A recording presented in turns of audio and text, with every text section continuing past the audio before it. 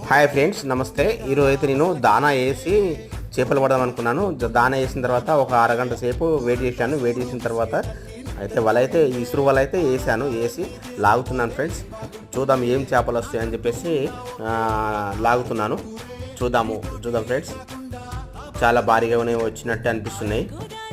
అన్ని చైనా గురకలు, పిలాతీలు వచ్చినట్టు అనిపిస్తున్నాయి.